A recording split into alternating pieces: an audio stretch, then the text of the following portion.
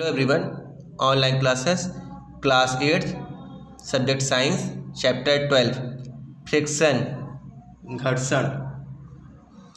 You might have seen a driver of a car or a truck slowing down the vehicle at a traffic signal. You to slow down your bicycle whenever needed while applying brakes. Have you ever thought why a vehicle slow down when brakes are applied? Not only vehicles, any object moving over the surface of another object slow down when no external force is applied on it. Finally, it stops. Have you not seen a moving ball on the ground stopping after some time? Why do we slip when we step on a banana peel?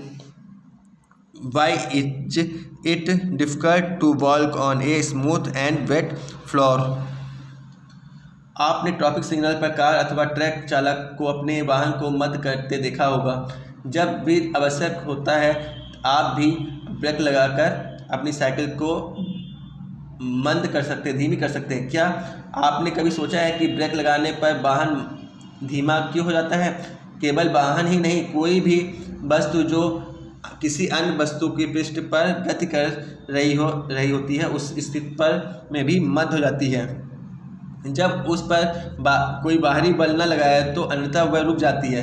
क्या आपने फर्श पर लुढ़कती गेंद को कुछ समय पश्चात रुकते देखा है? केले के छिलके पर कदम पड़ते ही हम क्यों फिसल जाते हैं? किसी चिकने तथा गीले फर्श पर चलना क्यों कठिन होता है?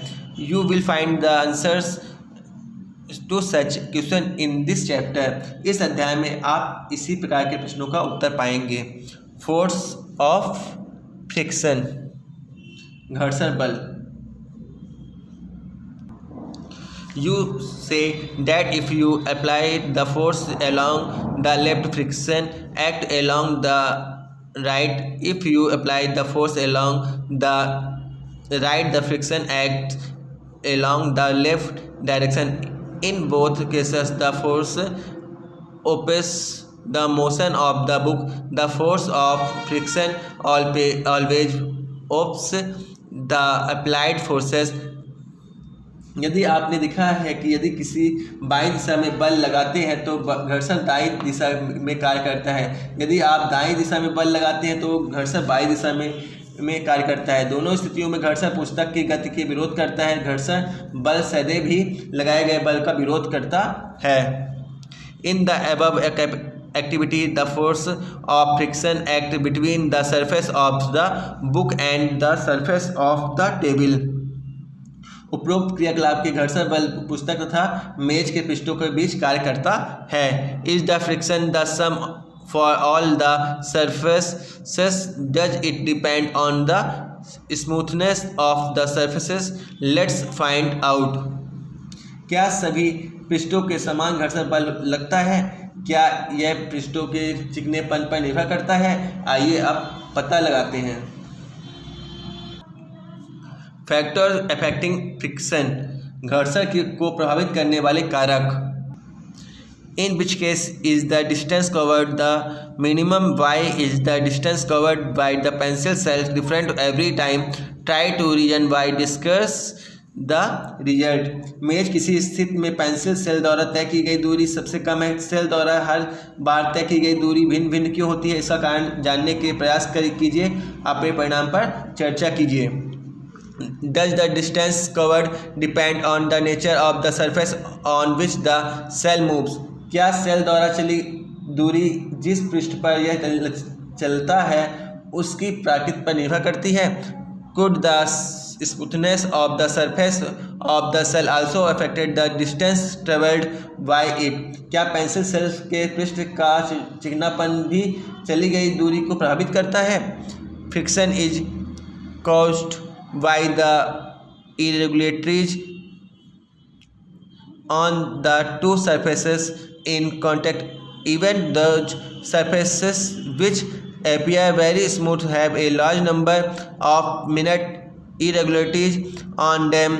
irregularities on the two surfaces lock into one another. When we attempt to move any surface, we have to apply a force to overcome interlocking on rough surfaces. There are a large number of irregularities, so the force of friction is greater if a rough surface is involved. घर्षण संपर्क में आने वाले दो पृष्ठों को अनियमितताओं के कारण होता है। ऐसी पृष्ठ जो देखने में बहुत चिकनी लगती हैं, उनमें से बहुत सारी सूक्ष्म अनियमितताएं होती हैं। दो पृष्ठों की अनियमितताएं एक दूसरे के भीतर धंसी जाती है। जब हम एक पृष्ठ पर दूसरे पृष्ठ के गति करने का प्रयास करते हैं तो हमें इस अंतबंधन पर पार पाने के लिए कुछ बल लगाना पड़ता है। खुरदरे रुक्ष पृष्ठों पर यह अनियमितताएं अधिक संख्या पर होती है, अतः यदि पृष्ठ रुक्ष हो तो घर्षण बल अधिक होता है।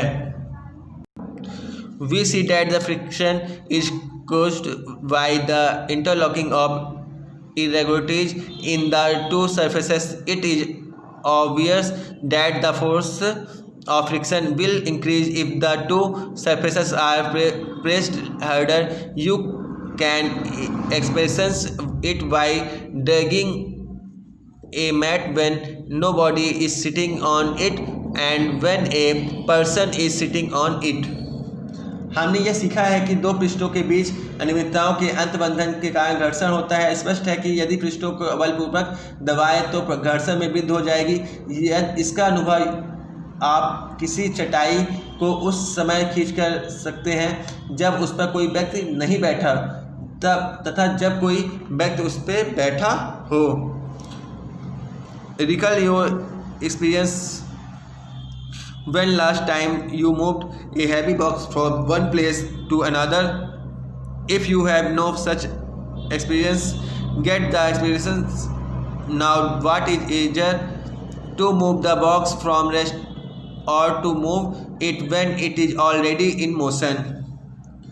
अपने उस अनुभव को याद कीजिए जब पिछली बार आपने किसी भारी बॉक्स को एक स्थान से दूसरे स्थान पर सरकाया था। यदि आपको इस प्रकार का कोई अनुभव नहीं है तो यदि आप इस प्रकार का अनुभव कीजिए, कौन सा कार्य आसान है।